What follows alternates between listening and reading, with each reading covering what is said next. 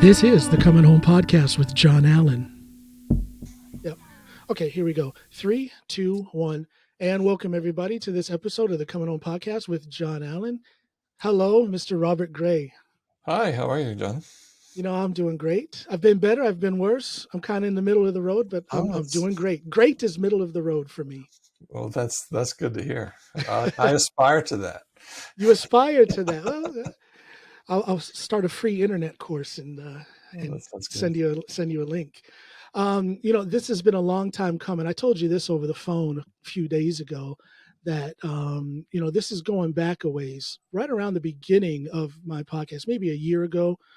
I was interested in speaking with you, both for the podcast, but also just to get to know. I like to say hi to other Americans here in Norway, but you seem to have a very interesting life. Am I right or wrong? I think you're in an interesting position.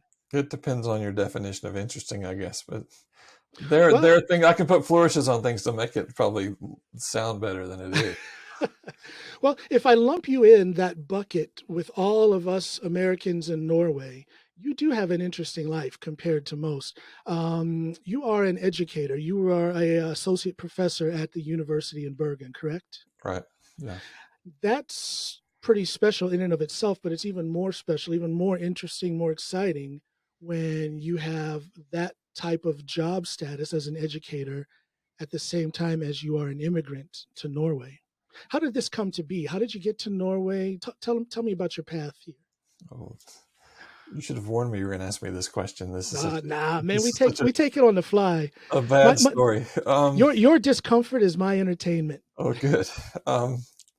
Well, it's a long, sordid story, and I'll try to make it as short as possible. But I never intended to come to Norway, and me neither. To go anywhere like that. You know, when I was younger, I sort of dreamed of ending up in the Lake District in northern England because it was so beautiful there. But I never really took that seriously either. But and I think my situation in Norway might be a little better than a lot of the other Americans that we know, because most of the people that I know came here because of a relationship. Usually they met a Norwegian that was living in the US and they got involved, and then they ended up moving back to Norway. And it's kind of hard to fit in when you have a Norwegian that's sort of native to the water, and then the foreigner coming in trying to fit into that person's old life. And that's a challenge that I guess in some ways I'm lucky to have missed. I guess I was lucky as well because my wife has no friends, so there was no.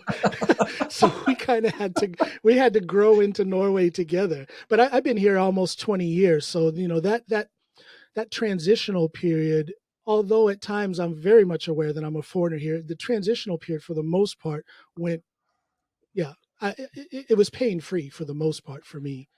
Well, that's an advantage that your wife doesn't have friends, I guess. But but I just, you know, when I got married 30 years ago,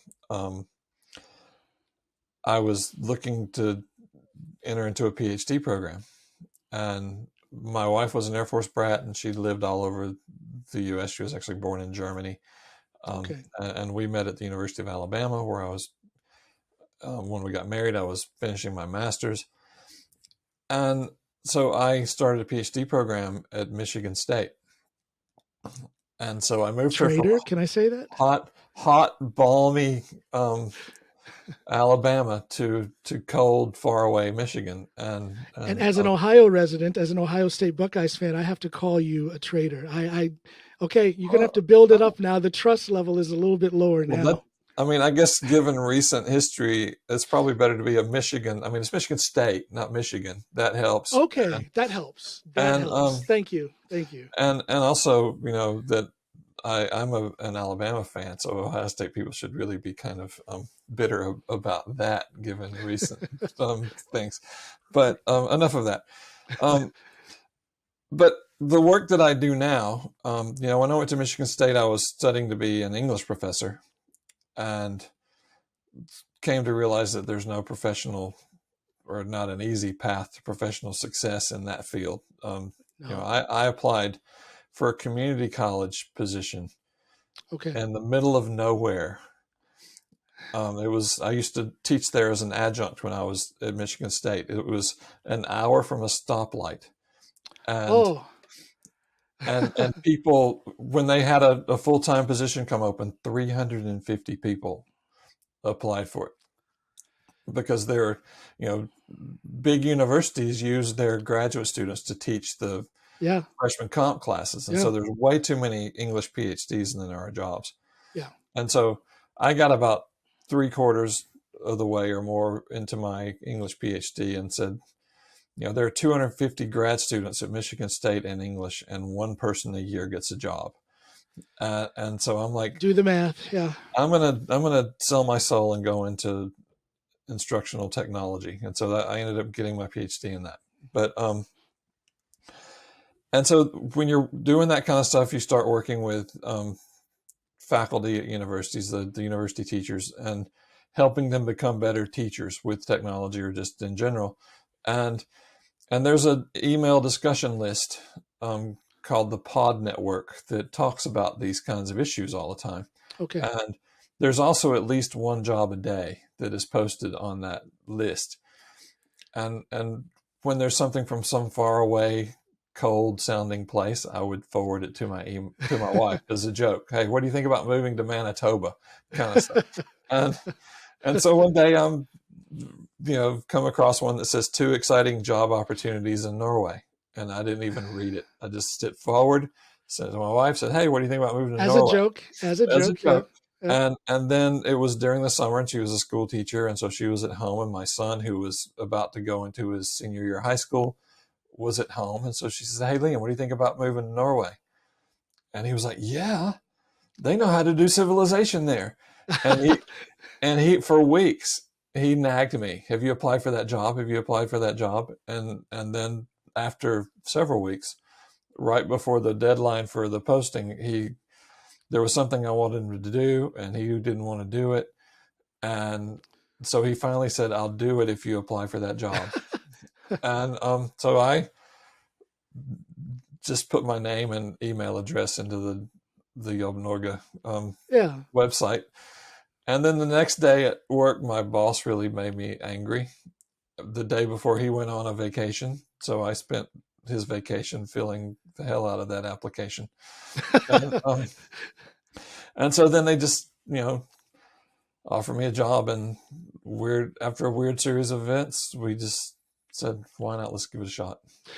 Was there any fear in that process when you were moving? Did you have any thoughts of what in the hell did I just do? Oh, I still have those thoughts. Now, how long have you been here? What year was this when you first came? It was 2015 when we 2015. Came. Okay. So 5.5 years. And I mean, it's been an interesting adventure. I mean, I haven't had any regrets. I mean, one of the things that happened was I was sort of assistant director at this learning center at the university where I was working at the University of South Alabama. And I just always assumed that my career would be I had this boss who was the director and I was the assistant director. And I just assumed when he retired fairly soon, I would become the director, and that would be my life. And ironically, when I was offered the job here, they said, before you decide one way or another, we want you to come to Bergen and visit and get to know everybody and get to know the city. And so I came. I didn't tell my work what I was doing. I just said, I have a family thing I need to take care of. And oh man, did you just ghost them? You just ghosted them, huh? And so I came, but I never had any intentions of coming. I'm just thinking, this will be a free trip. The money that they offered wasn't enough to really justify it. It was just, but it's a free trip to Norway. Hadn't been to Europe in a while. And okay, so at that time, you weren't thinking of actually taking the job. You were looking at it as an excuse to, I don't know, broaden your horizons, travel, and just see what Norway was about. And it seemed like a great idea and a great, beautiful place. And, so go look at it. My wife would never go for this anyway, but what the heck? Yeah. And, but then it's just some weird things happen. And while we were here, I got an email from the department secretary saying that, the boss has called. I'm supposed to get in at midnight Monday night. And and the boss had called a meeting for 9 o'clock Tuesday morning. Oh.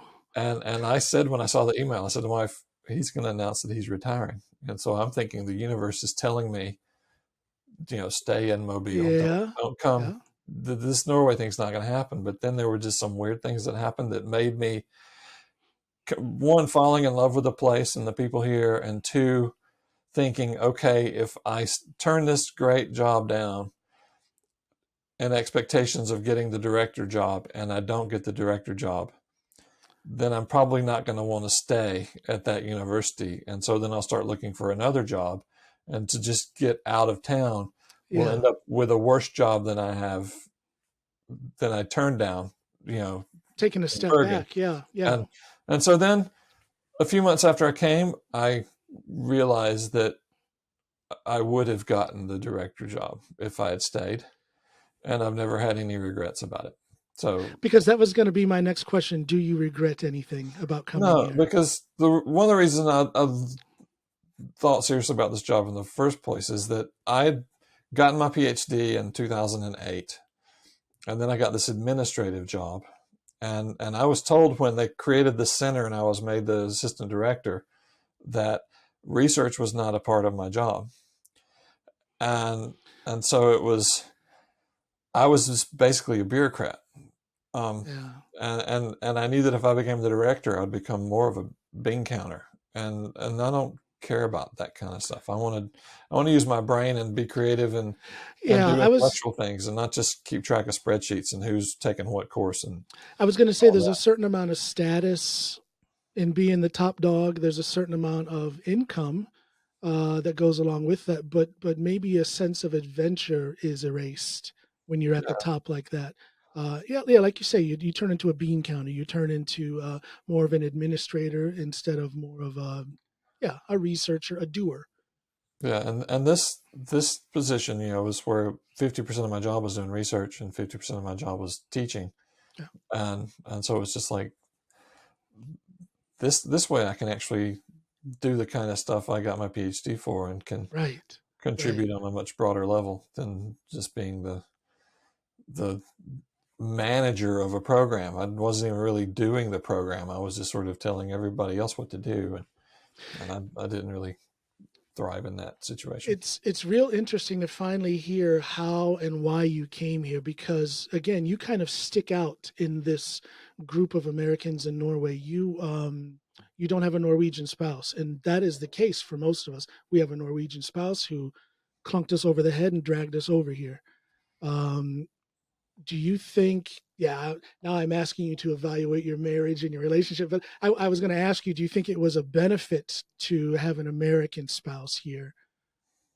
You know what I mean? If she would have, we talked about this a little bit a few minutes ago, but if she was Norwegian, maybe she would have helped you open a few doors socially. Maybe she would have, maybe it would have been an incentive to assimilate into the culture. Have you had any thoughts about that?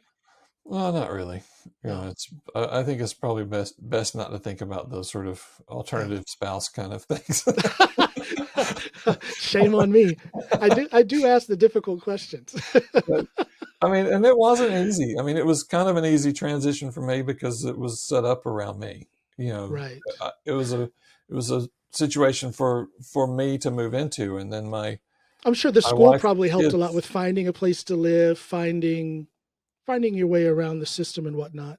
Yeah, they helped. I mean, there was more individuals in my department helping more than the school, the institution tried to help to the extent they could, but it was more people, future colleagues that were helping me find places to live and all of that kind of stuff. And that support was great. And we've had a lot of support from people, but there was a long, hard transition for my wife and both my kids to get situated here. And now what was the most difficult about it? Well, my wife, it was finding meaningful work, and it took she had work off and on for the first year. Then she had sort of full-time work for a couple of years that was not that satisfying professionally, because she'd been a special ed teacher and speech therapist in the American elementary schools, and she came here and she was working as an assistant in the Barnehage, and that was just sort of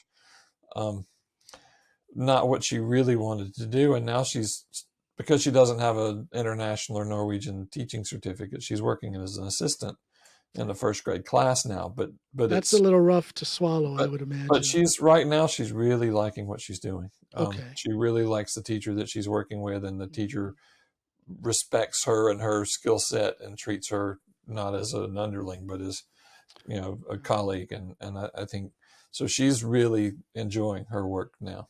Good. And that's good to hear, because not all of us, and I love what I do. I've always been extremely fortunate in all my years here in Norway, but it's a reality that a lot of us come here and struggle. There's people who are highly educated back home in the States, and they come here, and there's issues with getting their certification in order so that they can be recognized for the skills that they have. So what a blessing for you then to be able to come over here and you start right away in your line of work. Yeah. I mean, I wouldn't have come. Well, it's just interesting. You were saying it was kind of as a joke that you were even entertaining the concept of, or the idea of coming here at all. That's that's interesting. Yeah. The only question I remember from my interview that was over Skype and it was really early in the morning for me because it was really late in the afternoon for them, so the only question I can remember them asking is, why Norway? And I'm thinking, am I going to have to tell that story? And I ended up telling the story, and they hired me anyway. But and they hired you anyway. It's just, I think it's so cool. Again, to hear an example, or to speak with an American who's doing well here. It's again, it's a sad thing. Not all of us are doing well. You also have this background as you're a director for the documentary. Yeah. Or you are the director for that documentary, correct? Yeah, I did most of the work, I guess you could say. And the documentary we're talking about is Mobile in Black and White. You guys can check that out on YouTube. I highly recommend it. I have to say, I haven't gone through the entire all of the videos, but I've seen most of it. I think it was the fourth video that I've gotten about halfway through, but the others I've watched. And the stand-up comedian in me wants to say a stupid joke about there being so few white people in Alabama that are willing to talk about race and racial issues. How did you gather them all in one place? Ha ha.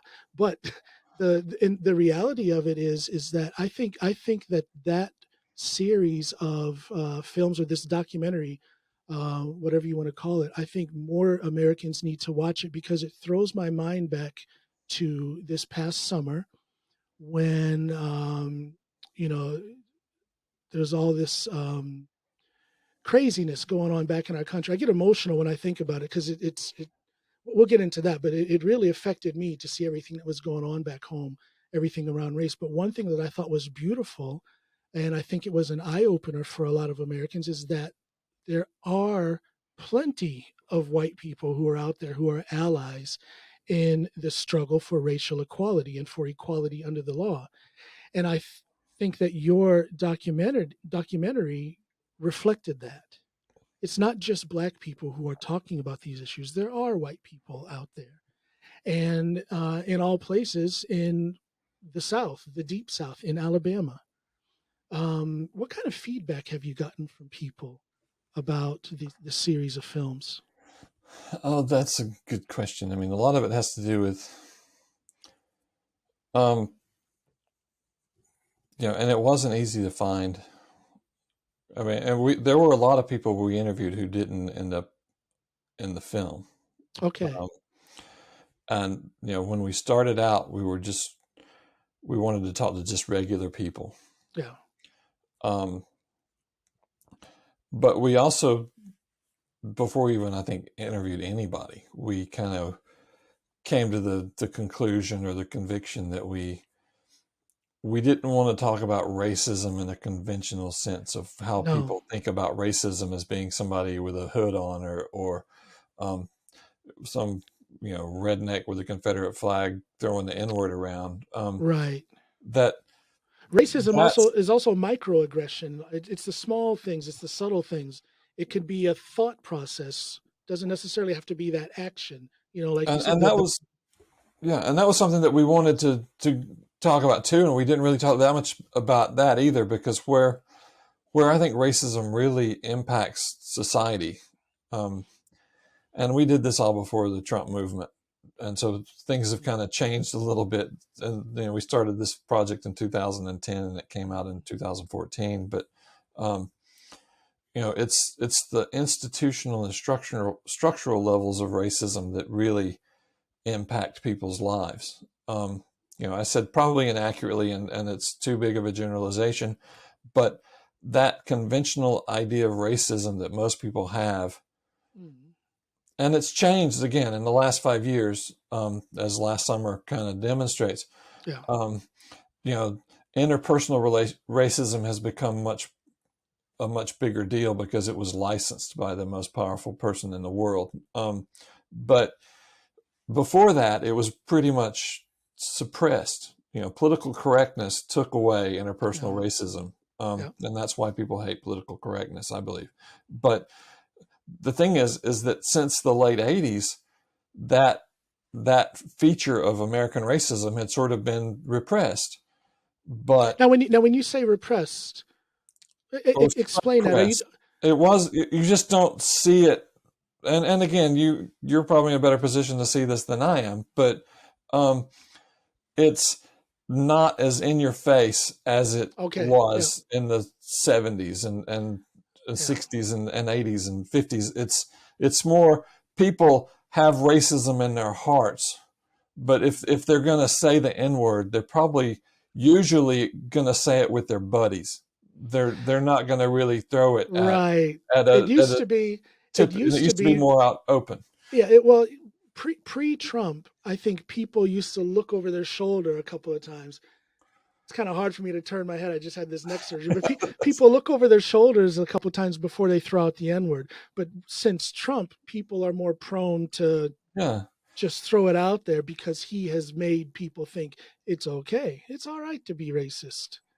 Yeah, so most internalized racism, at least for white people, and interpersonal racism, that's kind of was put under the wraps for a couple of decades. And but the outcomes of our social structures were the same. Our neighborhoods were almost as segregated as they were 30 years ago. The truth that you can predict how your life's going to turn out by your zip code. Where you go to school, it's still, incarceration statistics, all sorts of things are still very skewed racially, even though there don't seem to be racist anymore. Right. You can just look at the schools. Schools are just as segregated now as they were in 1970. And they're stigmatized too. A black school is a bad school. A white school is a good school. Yep. And so you have, the outcomes are still the same.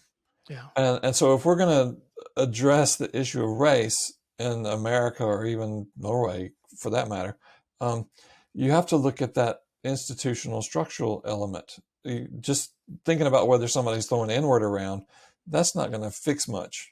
That's a problem, and people are hurt by that, but not anywhere near the same level as they are by the structural level. Yeah, because I would say I'd be less hurt by someone calling me the N-word than I would by a mortgage company not giving me a loan to buy a home. Absolutely. But how do we talk about this? How do we get this in the open when, you mentioned political correctness and the push against being politically correct? How do we talk about race in this age where political correctness is just, they're shouting it down. Don't be politically correct. Tell it like it is. I like him because he tells it like it is. I wish I had a better answer for you. Yeah, because at the same time as you have people, especially on the right, who are against political correctness, it's the people on the right who go batshit when you confront them about their racism, whether it's overt or covert racism. So it's like, come on, what do you want? How do we do this?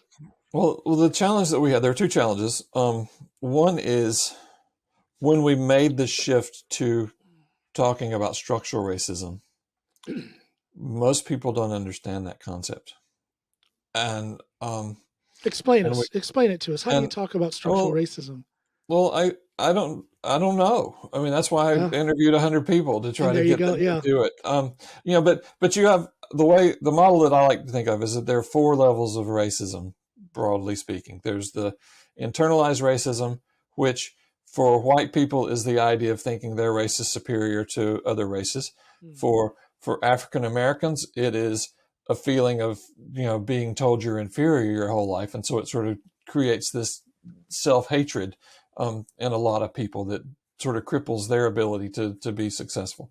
Interpersonal racism is when one person sort of enacts their internalized racism on somebody else, and I subscribe to the definition of racism that includes an element of power to it. Yes. So when you talk about, people will say that black people can't be racist, and a lot of white people get upset about that. Um, Racism implies power. You can be prejudiced. A powerless person can hate a powerful person because of race, or it's probably more Yes. about power. But is that racism?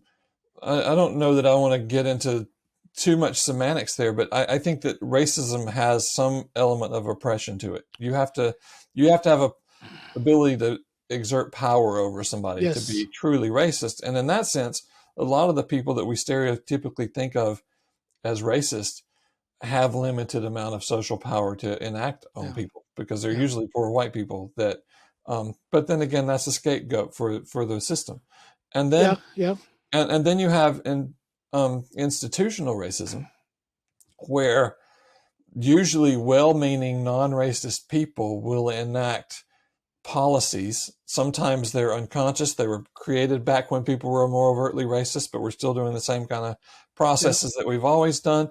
But it's kind of like the thing where the eighth grade guidance counselor sees the Latino young man who's got a lot of academic ability, but she tracks him into the vocational school because it'll be better for him. Yeah. That kind of thing. There's also the mortgage kind of stuff you were talking about, the redlining, all these other, there are many kind of examples of that throughout history and throughout all of our institutions. That it's usually not racist people doing these things, and a Right. lot of these things are done with good intentions, but they lead to racially inequitable outcomes.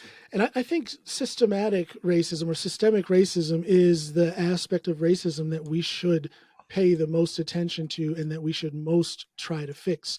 Because, like you said, it's not necessarily that overt racist who is involved in institutional racism. Very often, people are very unaware that they're engaging in some sort of institutional racism or allowing it to happen. At least it's simply because that's the way it's always been and they just don't recognize that as racism. It's mind-blowing how many people don't understand what redlining is, for example. Oh, come on, John, you can buy a house anywhere you want. Where do you want to live, John? You can live anywhere you want. Well, really? Can I really? Let me tell you a few things.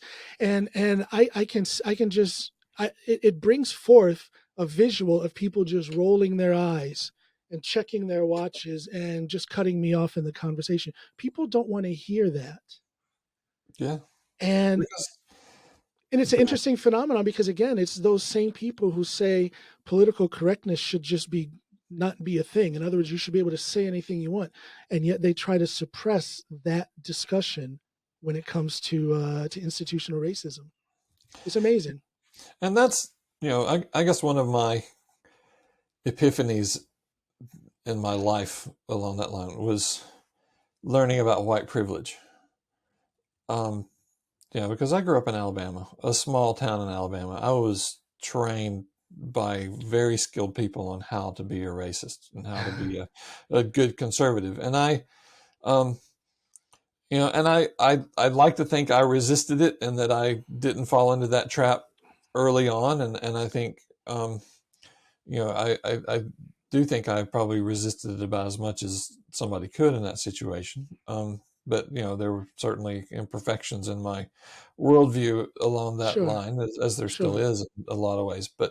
Um, but going to university, and it was in Michigan that my neighbor, who was a doctoral student in psychology, gave me an article one time by this lady named Peggy McIntosh about white privilege, and it's like this 3 or 4 page little thing, and it just blew my mind at how this is the modern manifestation of what racism in America is. It's not that white people are going along consciously oppressing black people. It's that white people unconsciously think of themselves as the norm and everybody else as the other, and it really blew my mind. And now, because of Mobile Black and White, I've had dinner at Peggy McIntosh's house, and I've had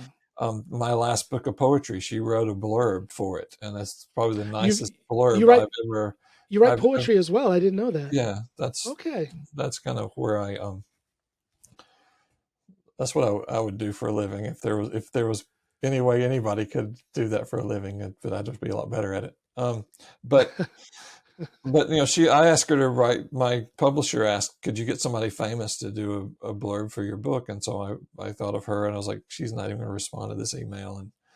And she wrote the nicest blurb I've ever seen on any book. It was really cool. But that I think is what enables a lot of this, because you have this sense of, white as the default. And so when you get rid of political correctness, or when you complain about political correctness, it's because it calls attention to that. Yeah. And it recognized that there is this oppressed other, that oppression and that otherness is a problem. But then again, political correctness is in itself a white privilege manifestation, and it's a conservative idea, because, and maybe I'm wrong. Maybe I'm not as plugged in as I would like to think, but I think the first time I started hearing about political correctness was in the late 80s. Right around that time for me too. Yeah. You start hearing the term African American, Native American, Asian American.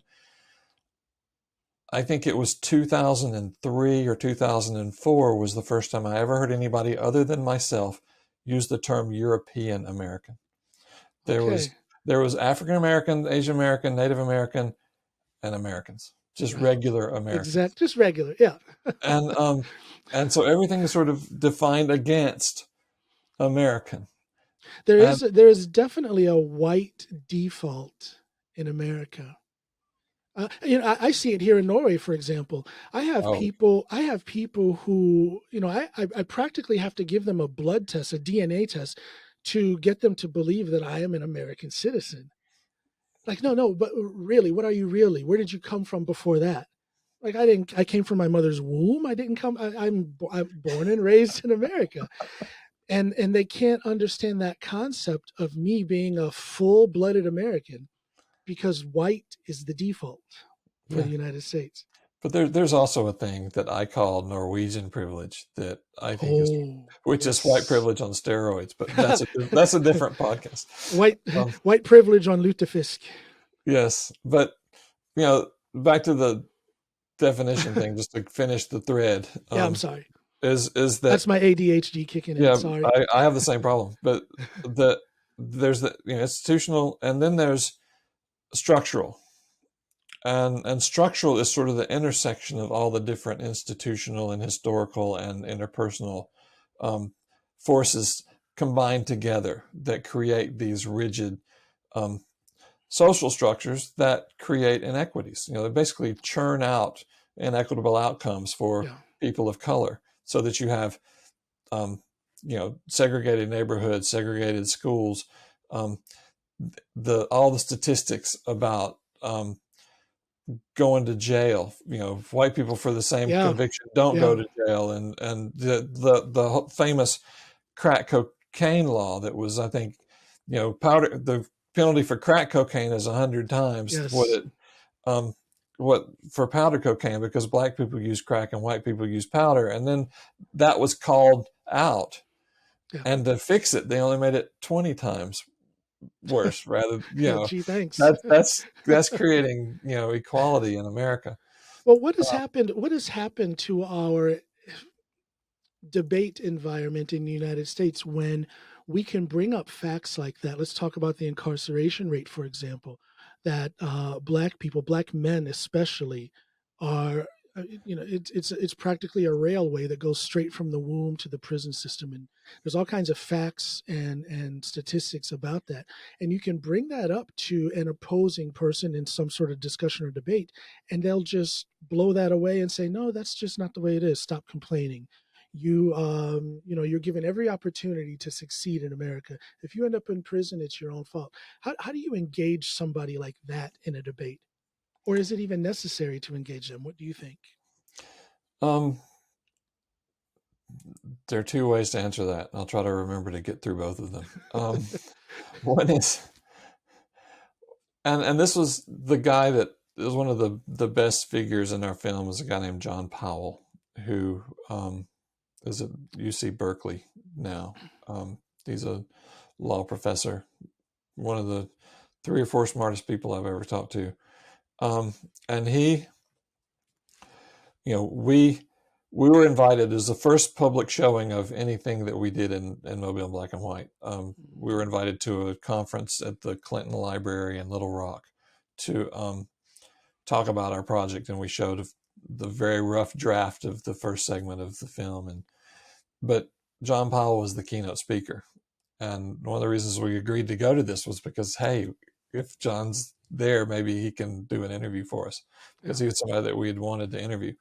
And he didn't talk about this in the interview, but in his keynote presentation, he said that most of the people in this room are academics, or they've had a lot of academic training, and academics really like logic and data and all of that kind of stuff, and argument.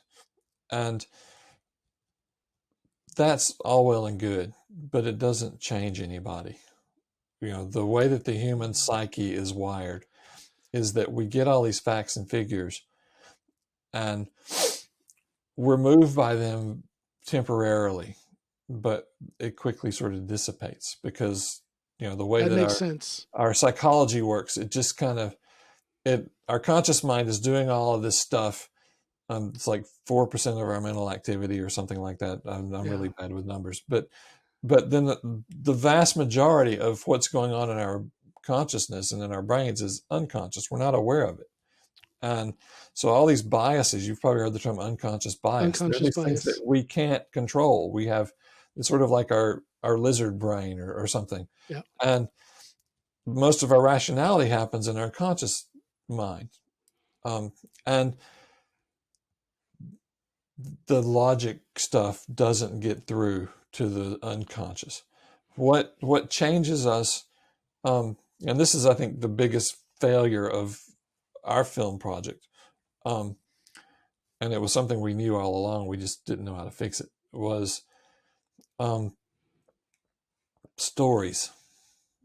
People are changed through stories, which is why most documentaries that you watch, they're talking about a big social issue, but they're choosing one person's experience, personal account, to shed light on that. Because when we hear a story, we put ourselves into that person's situation, and that over time changes the way that we think and feel about things. And it's not a aha moment very often with many people. It's sort of the slow, gradual development that is impacted by storytelling, not by lecturing at people. Right. And another thing that I don't know how successful it's been in our project, but one of the biggest problems in the political debate milieu now, especially in the U.S., is my daughter will be mad if I use this term, but it's kind of the wokeness principle that everybody is absolutely convinced of their rightness. Yeah. And so when you talk to somebody on the other side, you're not talking to them, you're not talking with them, you're yelling at them. You're yelling at them and you're trying to pull them over into your side. But no, you're not. You're trying to against tell their them they're will. terrible. You're telling them how bad they are. Okay, I see. Yeah. Yeah. And how wrong they are and how stupid they are. And that's a way to feel good about yourself and how righteous you are and all of your own virtue. But it doesn't ever win a Yeah. convert. No, and I saw that quite recently on my own Facebook feed. I put a post up. I said something to the effect that today's practitioners of Jim Crow wear a navy blue suit, a red tie, and a Republican Party pin on their lapel. I posted that and then backed away. And there's probably like 150 comments back and forth.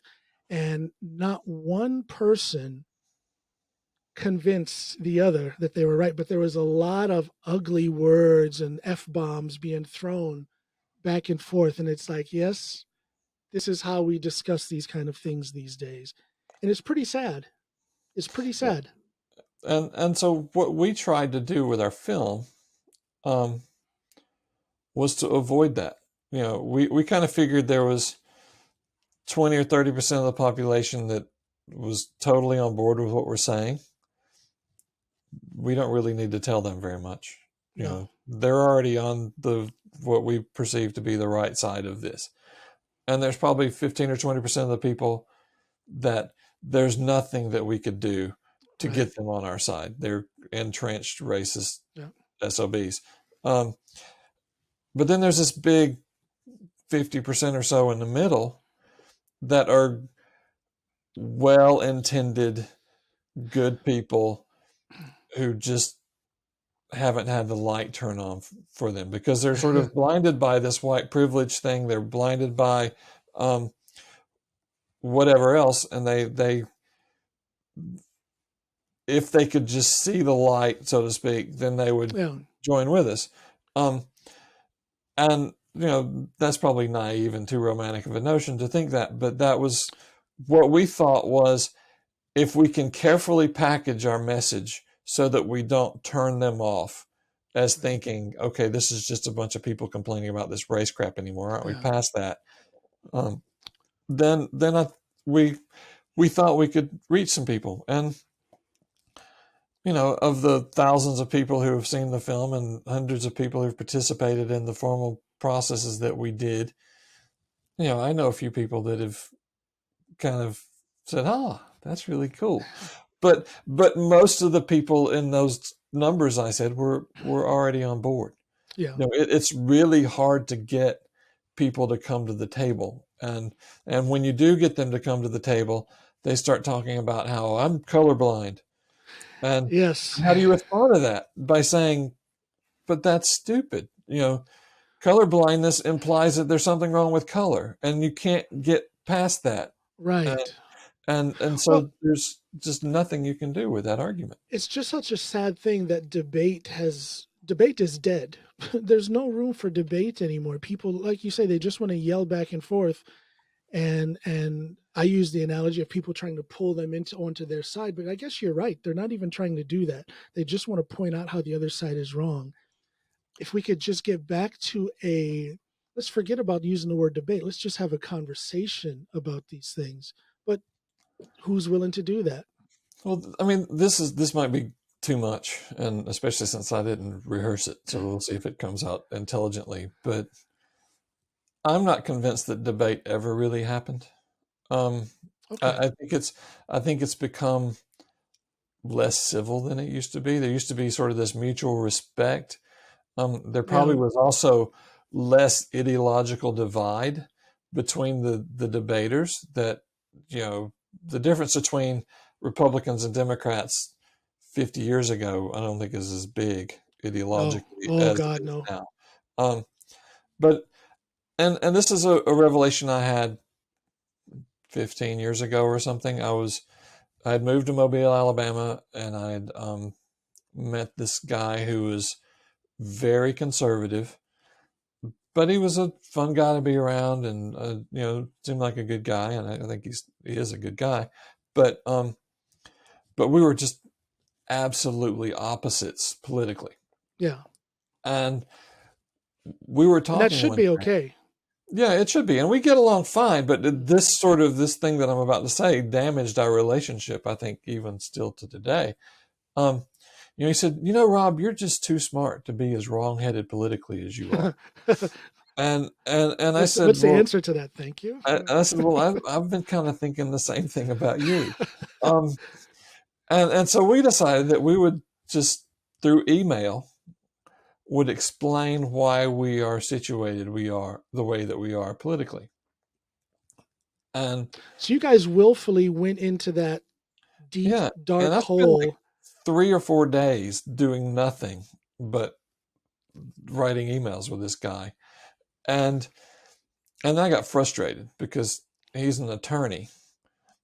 And what he would do was I would write 4 pages email, and he would pick one word choice that was kind of sloppy. Okay. And then he would write his whole 4-page email about that one word. And I'm like, that is not anywhere near the point of what I said to you.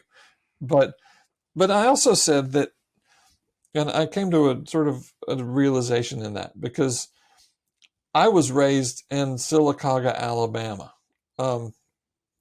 And I was trained to be a good conservative Republican thinker.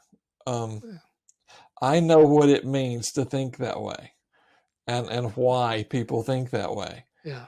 And I said that, and he was like, "You're just making generalizations and stereotypes and all that kind of stuff." But what I maybe, but I said, I know where you're coming from a rationality standpoint, and I outgrew it. I sort of saw where it doesn't hold together, and I just can't think that way anymore. Or I refuse to think that way anymore. But I came to realize through that conversation, and I've read other people writing about this since then, is that it comes down to what you think truth is. And when the reason you can't have a debate anymore is because what we consider truth varies considerably from side to side. Yes. And yes, it's a terrible generalization with broad strokes. And so there are exceptions to this. But I think that in broad strokes, you can say that conservative people tend to think in black and white, that things are absolutely right or absolutely wrong, absolutely true. And people who are more liberal or progressive or leftist in their thinking tend to see the world in shades of gray. And they either don't believe there's absolute truth, or they sort of, by that basic level of the garden, or basic tenet of the Garden of Eden, is there might be absolute truth out there, but because of our human finiteness, we don't have access to that. This guy was basically telling me I was wrong because God thinks this way. And I was like, who the fuck do you think you are? Yeah. How arrogant is it for you to think you know what God thinks or what God knows? I mean, isn't that what makes him God and makes us not God? And so there might be absolute truth out there, but we as humans don't have access to it. We just have to do the best we can. And so when you think of truth as something that's socially constructed versus something that is from the Word of God, and if you can find one statement in the Bible that isn't contradicted by another statement in the Bible, I'm interested in you showing it to me. Good point.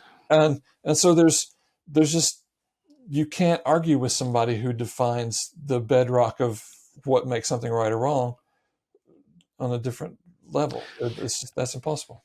When you say that, in general, people on the right have this absolute sense of right and wrong, this black and white view on things, it's kind of scary, because I attribute that analysis as something that is easily applied to the Trump base. They I mean, there's so many examples of it. They put this guy up on a pedestal and worship him almost as a god, and they ignore all of his flaws. And my God, how can you not see this man's flaws? I mean, it's everything from his... God works with flawed vessels. Amen. And you and I know that. But these people on his base will not even acknowledge that this man has flaws. For example, I support President Biden. I support Joe Biden being in the White House and being our president and leading our country. I support that. I'm all for it. But at the same time, I can say that man is flawed. I don't agree with everything he does. He has some issues. He says and does things that I don't agree with. But you don't see that with Donald Trump and his supporters, at least no one who admits it. Yeah. And it's not just his base, but it's creeping up into for example, the legislative branch. How can you have someone like Mitch McConnell who, in one breath, he says that he blames Donald Trump for the insurrection. And then a couple of days later, wasn't even a week later, he says that if Trump were to be the next Republican candidate, he would support him. I don't understand that way of thinking. And I don't think you see those type of statements or that way of thinking on the left. You have a large group of people who will criticize President Biden, both at our level, as citizens, but also in Congress. There's people who challenge what he is doing, but you just don't see that on the right.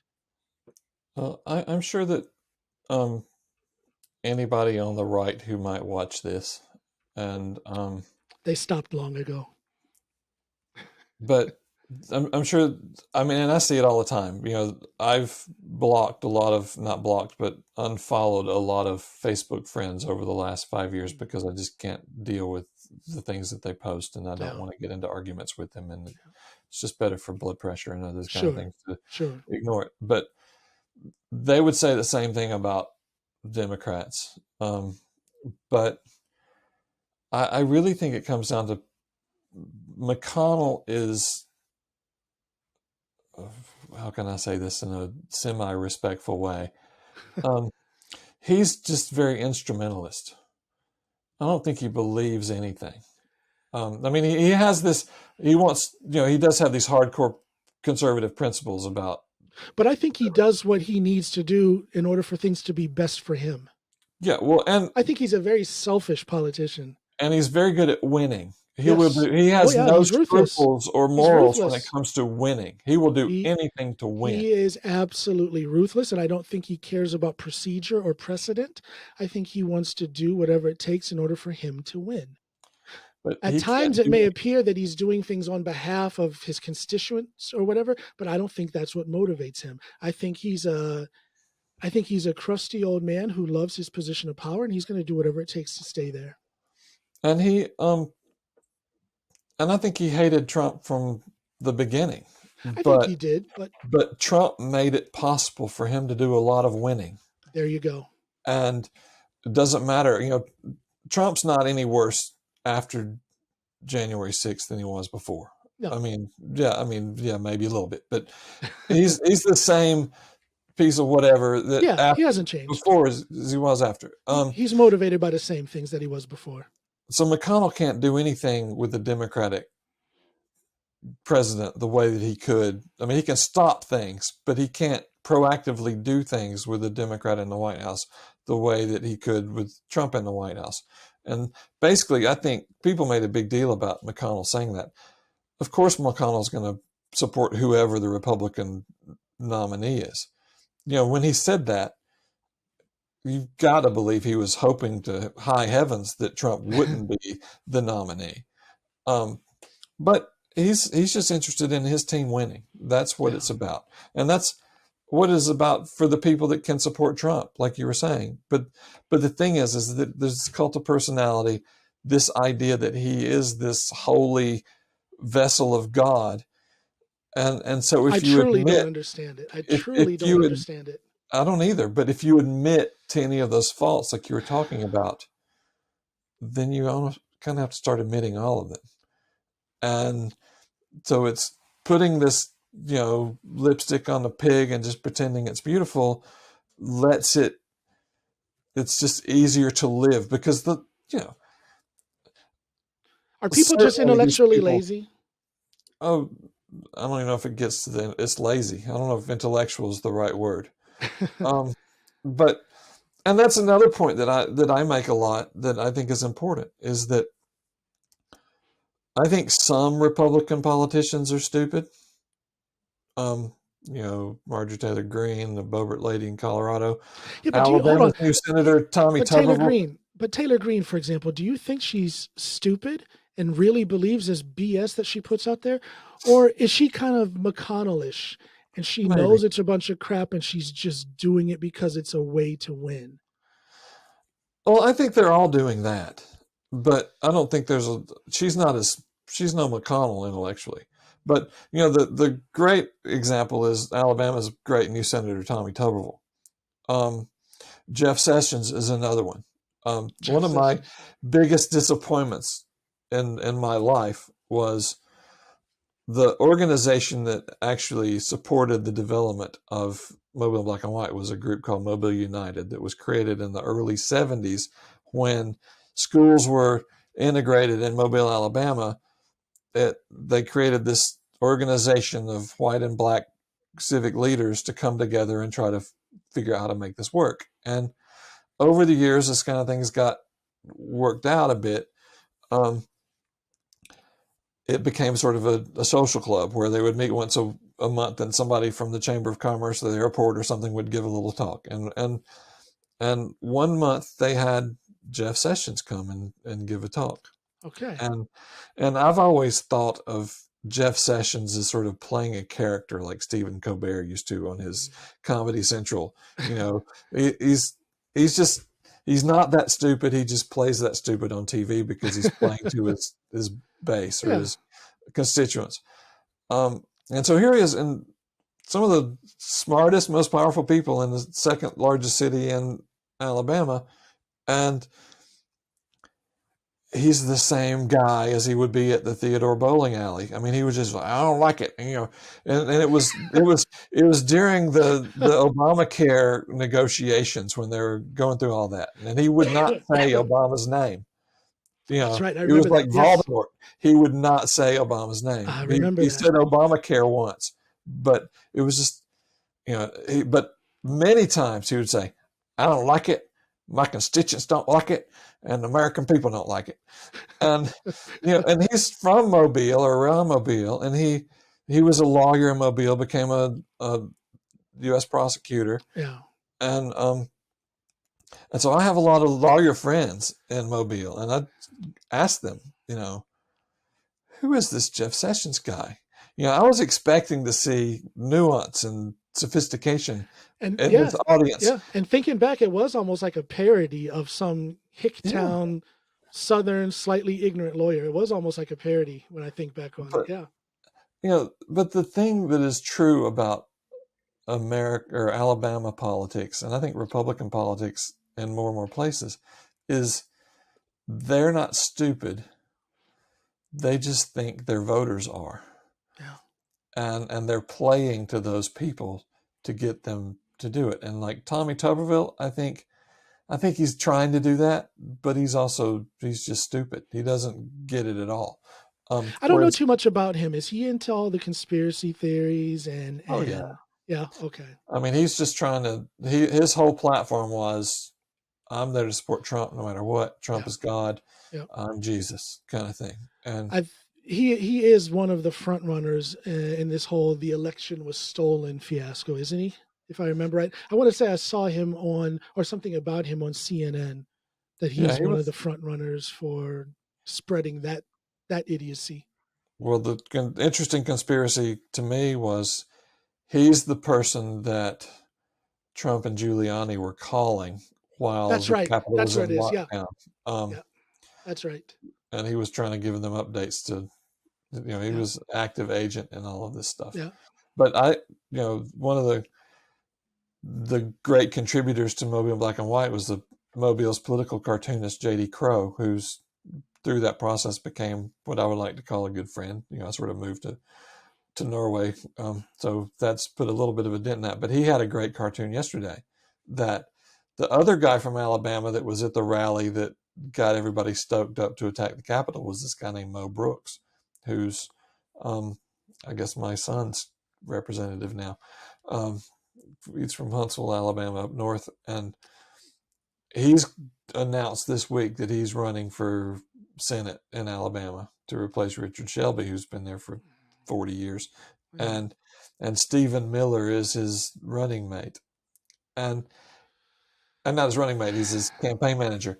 And so you've got this, how can we stoke all these white supremacist fires? And Mo Brooks comes across as the dumbest person ever on television. And I don't know if he is or not, but he plays that character well because he just thinks his constituents are stupid.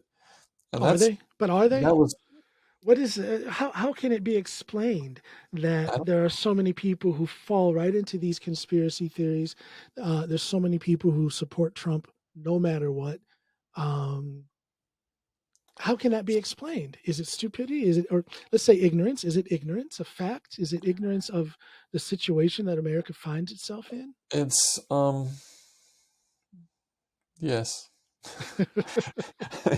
I mean, it's, I don't know, but my take on it is that, and I hate just blaming things on Republicans, but in the mid to late 80s, Reagan did away with the fairness doctrine, which gave birth to right-wing hate radio, and eventually to Fox News.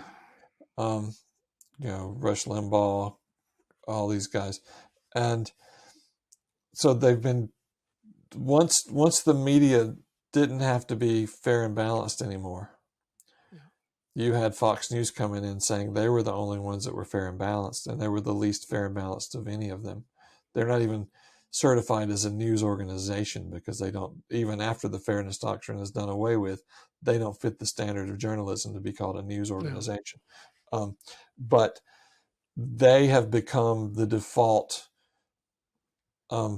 source of information for 40% of the country. Yeah. The mainstream or lamestream media has been totally discredited with these people. And now Fox News is too lamestream. And so you've got these other people going along. And so you've got 3 decades or more of people coming in saying the truth is not the truth. Yeah. The Democrats are evil. Hillary is Satan. So you've got this narrative that fits. And another thing about conservative thinking, and I don't know if it's something about conservatism or just something unique to the American situation, is one, American conservatives, I think, are the only group of people that if you present to them facts and figures and data that goes against their perception of what is true, then that only convinces them more that yes. They are right. Yeah. And that is a crazy phenomenon that I don't, it's been documented but not shown. But the other thing is that when you have a worldview, it's sort of like when you start studying theories of science, and then you start looking at how theology has happened, and the logic and science of theology. Coming up, what is it? Thursday is March the 25th. Do you know why Christmas is December 25th? No, why? Because it is perceived that the first Easter, is calculated by somebody, that the first Easter happened on March 25th. Okay. And because of the divine symmetry of God's creation, then that would mean that the Immaculate Conception had to happen on March 25th. And 9 months from March 25th is December 25th. And that is why, that is, the way that most conservative religious thinkers tend to think is they have their conclusion. Yeah. The Bible gives them their conclusion. Yeah. So then you construct the evidence in a way that supports that conclusion, and anything that doesn't fit that is faulty or wrong. And so if you're saved and you've got the right my worldview, then you know what the truth is, right? And you construct all the other evidence to support it. That can be a whole podcast episode in itself. The way this whole thing about how the right has interpreted the Bible and how they put it to use in their politics. Um, I don't know. I just don't. I consider myself a Christian. I am a Christian. I know the Bible, and I don't see anywhere in the Bible where it tells me to condemn and to criticize and judge anyone else because they don't interpret the Bible or anything in life for that matter the same way I do. And yet you see the right doing exactly that ruthlessly, relentlessly. I'll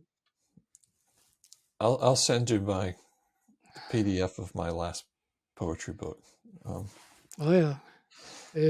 That's kind of what it most. It's called Jesus Walks the Southland, and it's in 3 different sections. And the first section is mostly about Southern politics, mostly about race, and then the second section is about Southern religion. Send me that. I'd love to read it. Send it. Yeah. And then you have this thing. It's almost a tradition where the Bible is used to justify things like racism. It was notoriously used to justify slavery. They would point to their interpretation of certain passages, mostly in the Old Testament, about it's God's will that the white man is on top and the black man is subject to him. They'll point to that in the Bible, and I don't see it, but I have a theory. I don't think that I think there are very few racists. There's just a small percentage of racists out there who truly believe in their racism. I believe that most racists know that racism is wrong, but because of social constructs, maybe because of the way their family is set up, they just don't dare to even entertain the thought of living their life differently. They don't entertain the thought of accepting other races. That's a belief I have. I don't know. Am I naive or no? I mean, my theory, and this might be the most publicly I've ever stated it, but I've decided that the definition of racism, when you said a minute ago that there are very few racists, I think and I misspoke. I was going to say, I kind of started to say something that I changed, but what I was saying is I think there are very few racists who truly believe in their racism.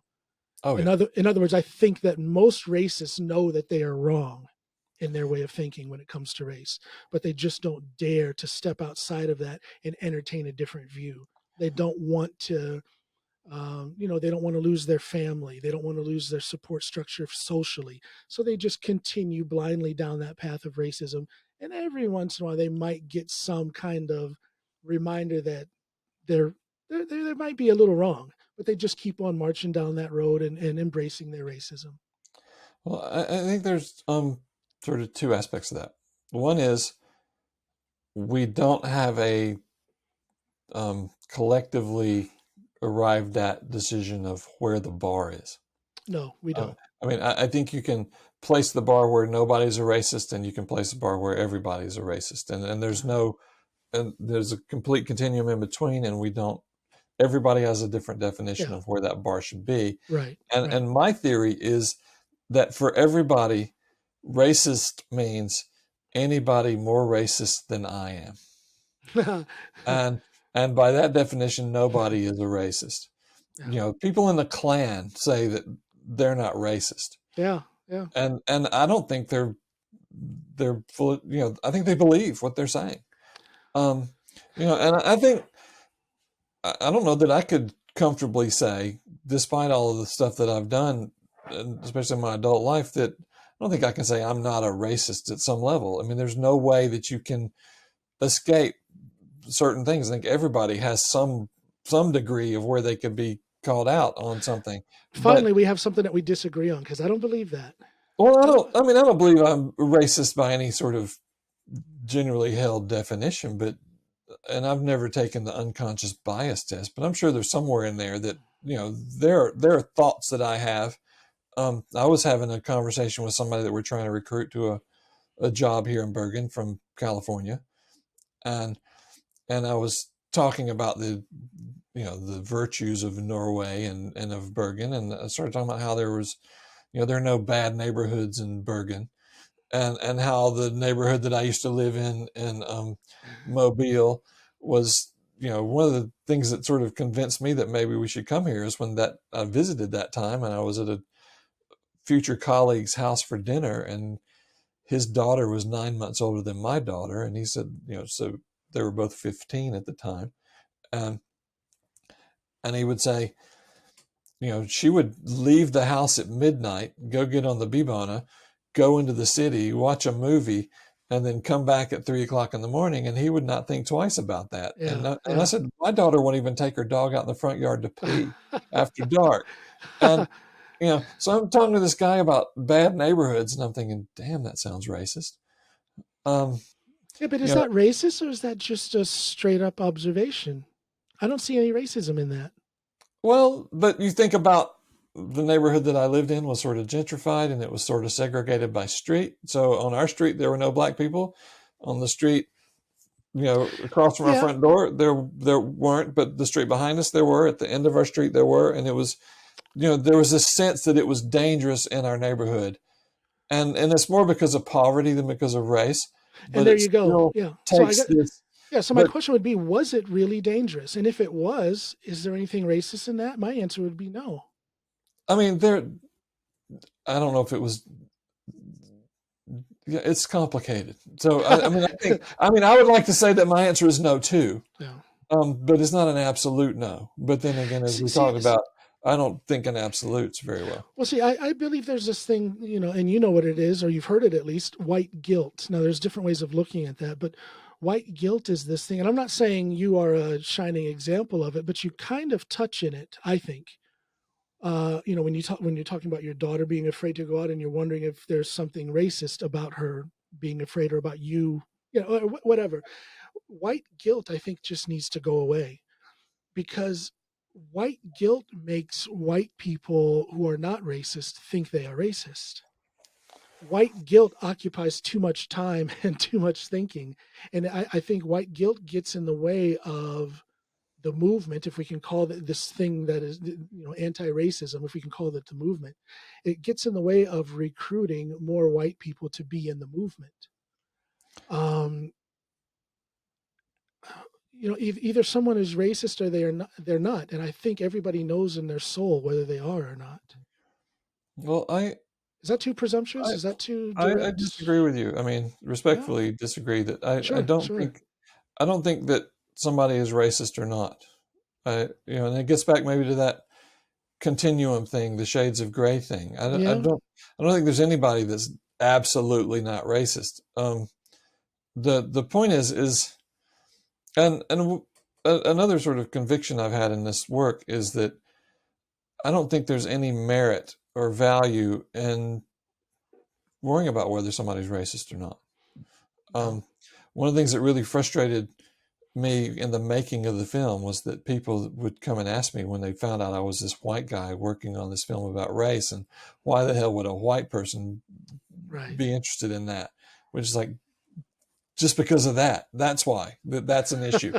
But they would say, are you going to talk about how black people are as racist as white people? And I said, we're not going to talk about how white people are racist. It doesn't matter. What good does it do to point out somebody being a racist? But I think that's where white guilt can manifest itself. I think some white people who are overly sensitive about racism because they are afraid of being called racist.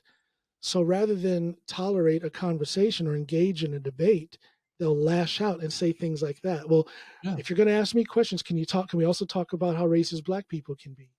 To me, that is a manifestation of white guilt. Yeah, and I agree that white guilt, and I don't think, I guess I might have something in me, and a lot of white people who participate in, as you say, the movement. I think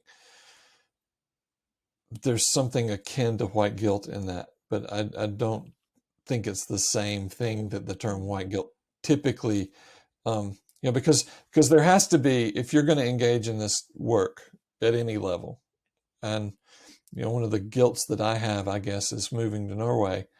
I sort of have stepped out of that work, and what turned out to be the worst possible time.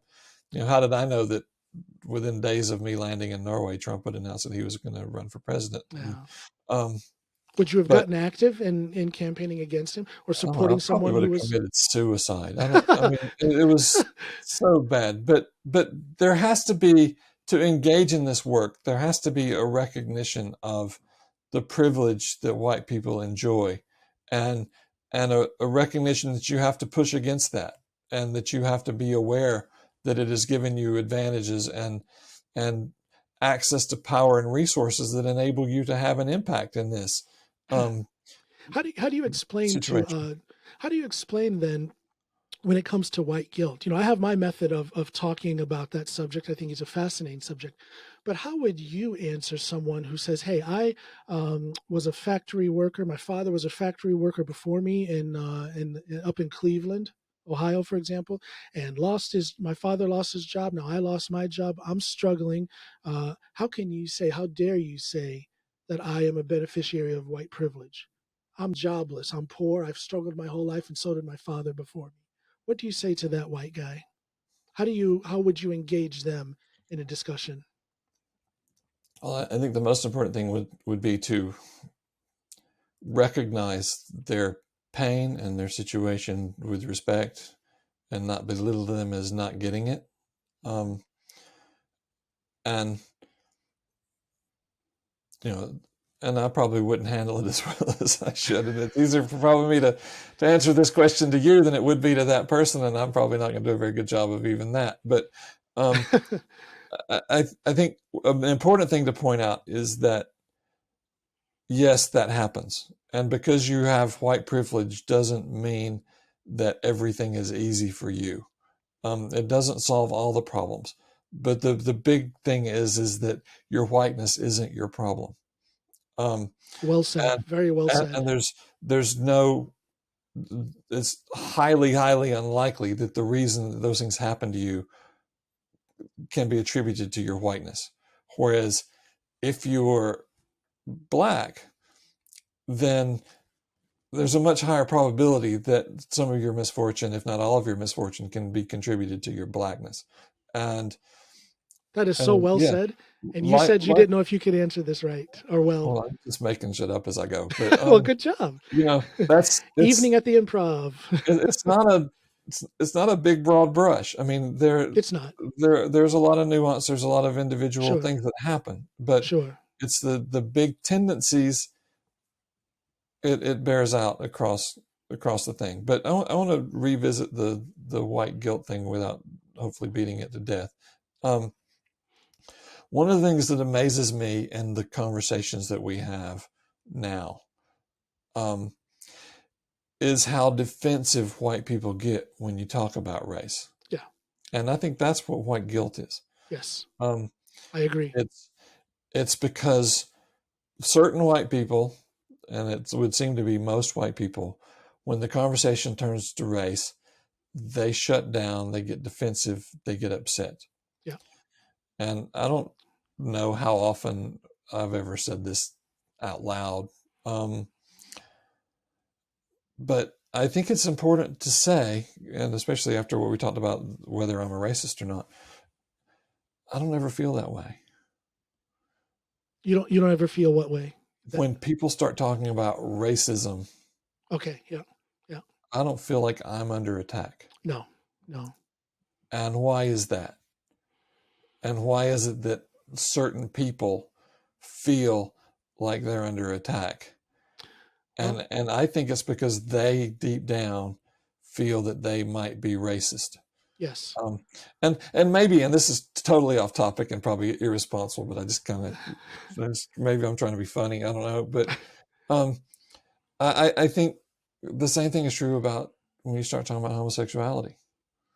That Oh yeah. Yeah. I think the term homophobia, I don't know if it ever has been scientifically, but I think, at least interestingly, in many ways, I think the fear of that is the fear that I might be that. And so you have this worry that you're being racist because yes, there's something in me that I got to work through, and I don't want to admit that I don't want to work through because one of the fundamental features of white privilege is that we are continually told that we're not privileged. White privilege operates because white people are taught that they don't have these advantages. Yes. And so you keep forgetting, one of the favorite lines in that article by Peggy McIntosh was she said, every time I would think about this, I would come up with all these different examples of, things that make me privileged. But then if I didn't write them down, 5 minutes later, I couldn't remember any of them. Right. And because we're just conditioned over years of development. So that there's a lack of awareness of the privilege because it's that's the way a lot of white people are raised. It's the way all white people are raised. I was trying to be nice, but okay. Maybe not all, but until recently, all. Yeah. But until she called attention to it. But that's what I was talking about earlier when I said white guilt gets in the way of a lot of progression. It gets in the way of a lot of discussion because it shuts down the conversation. People can get extremely defensive at the very notion of a discussion about race, and then there is no discussion, and then there is no progress. There's just animosity and finger pointing and blaming, and that's why there has to be a very conscious, intentional effort to not finger point or blame or accuse. Yes. We're not here to decide whether somebody's a racist or not. No. I assume that everybody is far from being a racist. That is my assumption with everybody that I meet. You have to say and do things. You have to show me that you're a racist before the thought of whether or not you're a racist will even come to mind. That's the way I live. I guess the way I live is, I don't know how I live. That's probably my problem. I don't really have a good unifying principle, but I think that I know a good shrink. I mean, maybe it's being where I'm from. And, the last time I went home was too damn long ago because of COVID, but it was about a year and a half ago. And I was going to a conference in Atlanta, and I took about 10 days off before that and hung out with my parents. And it was the most uncomfortable situation because my dad, and I'm probably going to betray a lot of confidence to saying this, so maybe I won't share this link with anybody, but I don't have any listeners. Nobody listens to this. Yeah, I was hoping that, but my dad voted for Hillary. And I think I'm the only person he's ever told that, including my brother that lives with him. He's not, because he would be run out of town if people thought, I mean, and he's like the most popular, famous guy in the city. He's a pediatrician. He's retired now, but he's like a demigod. And people would lose all respect for him if they thought that he didn't worship Trump. Right. So, but he's the only person in this town I grew up in that I could be with and not be scared of getting into a fight over politics. It was that bad. And so maybe I was afraid it would be that bad. And I sort of skirted around it and got into a couple of little playful moments, but it was mostly just dancing around and being careful that all these lifelong relationships were going to be permanently ended because of, you can't, like you were saying, you can't debate, you just argue and scream. And, everybody's calling each other idiots because they can't understand how somebody could think that way. And it's so uncomfortable, but because of that and I remember 20 years ago, I took my mom to see a play that a friend of mine ran a community theater outside of Birmingham, and they did Inherit the Wind, on the Scopes Monkey trial. And so I took my mom to see this play, and we're driving home, and we start talking about it at this sort of philosophical level. And then she says, "Rob, what went wrong? you were raised to be such a good conservative boy. Where did I go so wrong? And I said, well, Mom, every leftist or liberal political inclination I've ever had comes straight from what I learned in Sunday school. And it just sort of blew her mind. That is interesting. And it's like I can't justify the things I learned in Sunday school with Republican politics. It does not make any sense to me. So you said that to your mother, an Alabama woman, solidly conservative. You said that to her. Yeah. And she reacted how?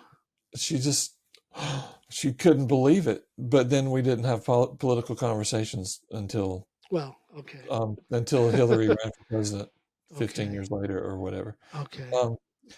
And so it's, and we still don't have political conversations. But the point of that was that I've been a liberal. Even when I was at Michigan State, I was heavily studying Marxism because I was studying 19th century literature, and it seemed like a useful lens for reading early 19th century British literature with the same context that Marx was critiquing. Sure. I never signed anything or really considered myself a Marxist, but it did interest me. And but everybody I grew up with is a totally different end of the spectrum than I am.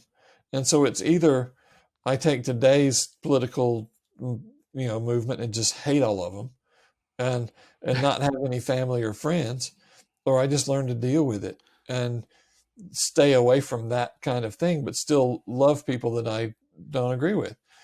But isn't it somewhat unnatural to not discuss these social issues and politics with people who you are close with? I get it. People want to avoid those conversations. They say you should avoid talking about politics and religion with the people whom you love. I don't agree with that. I think it's such an integral part of any relationship to talk about those things. Well, I do talk about them sometimes with certain people. And I guess it depends on the relationship too. Okay. Yeah. Like my mom and I will talk about religion quite a bit. We won't talk much about politics. And when I start talking about it, she'll say, hold on now, don't go there. My favorite story about my mom was when I was in Michigan and I came home for Christmas or something. And we sat up till 2:00 in the morning and had this really powerful conversation. And I had her completely convinced that I was right and that she had always been wrong and that she'd finally seen the light. And then at 8 or 9 o'clock the next morning at the breakfast table, it was like nothing had happened. It was everything had just reset. That's kind of pointless. Selective memory. I love those conversations with my mother. Now she and I agree on all things political and social, but it's just interesting to get someone from her generation's unfiltered view on how things are. My mom was born in 1947. 47, yeah. And so we talk about politics and stuff, and she has very solid opinions about about Trump and about politics and how all that stuff goes. But what I think is interesting now, this was a couple weekends ago. I was talking with her for about 2.5, almost 3 hours about all things politics, social things going on back home. And it was very interesting because she used to work in the federal court system in a federal district there in Ohio. And she knows a lot of these, if you watch CNN, you'll see some of these lawyers working at the Justice Department who are prosecuting these insurrectionists that are being arrested one after the other after January 6th. Mm-hmm. And it's so interesting to hear her view, because you hear the rhetoric out there that the left doesn't care about the law. You know what I mean? The law and order party is the Republican Party. And, she'll mention one of these prosecutors that I see on the news and say, oh yeah, he's a Democrat, because they never say what party they're in line with. Of course, they're trying to be professional. But my mom knows some of these guys. Oh yeah, he's a Democrat. Oh yeah, she's a Democrat too. Oh, he's and it just destroys this narrative that's out there. It's a very divisive narrative that it's only the right that is for law and order. The left is willy-nilly chaos, leftist, communist, do as you please. To me, none of those things match, but that's what they're saying. It's just interesting to hear my mother's view and her little pieces of information that she has. I'm trying so hard to get her to come on my podcast, but she's not anti-technology, but she has no cell phone. She's never had one. She's never had a computer. She doesn't know anything about the internet. So to get her up on a live link like this, it just would never. I don't know how I would do. I would probably have to buy her a computer just to do the podcast episode and then sell it for her the day after. Could you figure out? I mean, there upcoming opportunities, hopefully before too very long, that you could go visit her and do it that way? That is what I would like to do. We had made plans. We had bought tickets and everything to go. We were going to take a cruise. We were going to fly into, was it Tallahassee? Is there an airport in Tallahassee? No, Orlando. We were going to fly into Orlando, rent a car, drive down to Miami, and then take like a safari through the Everglades, then back to Miami, take a cruise through the Caribbean, come back to Orlando, and then drive up north back into Ohio. And it was going to be a really nice, one of those, 4.5 week long vacations where you can really feel like you're visiting back home in the States. You've got to do it that long if you're going to get a real experience. And I have to admit, it hurts my heart that I didn't get to do that. I have my daughter and grandkids there too. I haven't gotten to see them since 2019. So it's well, and then before 2019, the time prior to that was in 2015 when I combined a powerlifting competition that I was in with a family visit. And then before that time in 2015, the last time was in like 2005. Oh wow. So I have not been home. My mother has been here twice though, to kind of fill the gaps, but I am not home often enough, and it breaks my heart. Yeah.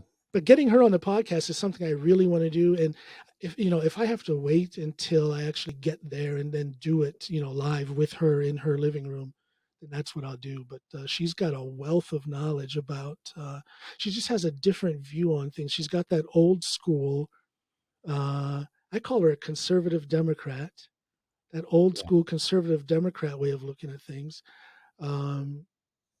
She's very practical, and she just knows things. She's seen things, working in the federal court system like she did for all those years. It's she'll probably be my best. Yeah, sorry, Rob, you cannot be my best podcast guest. It'll be my mom. Oh, I'm not even top 1,000. I'll give you top five. Top five. For now, we'll see. No, here's one thing I want to ask you. How did you come up with, okay, now we've been talking about your film, but how did you come up with the concept for this? What made you want to do it? I still don't want to have done it. I mean, Did you feel it was necessary or something that had to be done? Well, you wanted to shine a light? It's one of these things that sort of just evolves out of something you don't expect. We'd moved to Mobile, and we were kind of looking for a church. We'd been to a church for a while that we got to where we weren't that happy, and we had another one recommended to us, and we went to it. And just as part of the announcements during the service, they said that tonight at 6:00, the Mobile United Race Relations Committee will be meeting here at the church, and they're going to be showing some documentary films from this program at the University of Alabama where these students make these films. I think it's called Documenting Justice. And so I went to that. Really interesting conversations and really interesting little 8-minute video segments that these students had made. And I just got involved in the Race Relations Committee. And then I kind of realized, other than those cool little sessions like that, they would meet once a month and they would read an article, and it was a Newsweek or something about race, and it'd be like 4 old white ladies and me talking about this. And I was like, So they weren't doing. There was really no chance of there being any significant influence or change at that point. Not really. And then they came to me and said, "We want you to be the chair of the Race Relations Committee next year." And I said, I was kind of thinking about quitting this because there's nothing really happening. But if I'm going to be in charge of it, I want something to happen. I don't know what, but we've got to do something that has an impact beyond the three people having this conversation. And so then, about the time I became the chair, the director, or whatever her title was, of the Mobile United group, and this other person who was a colleague of mine at South Alabama found this website, and I think it was the New Yorker maybe, and it was just a collage of pictures from the civil rights movement, except they were sort of reenactments of pictures from the civil rights movement with the people that were in the pictures. As I recall, this was 10 years ago. But you click on a picture and the little video window pops up and played a 1 minute or 2 minute video about that story. Yeah. And so we're like, we should do something like this about Mobile and race. And so that was the original plan, was to try to copy that little bit. And then it just evolved. That, Hank Aaron is from Mobile. That's right. Mobile. That's right.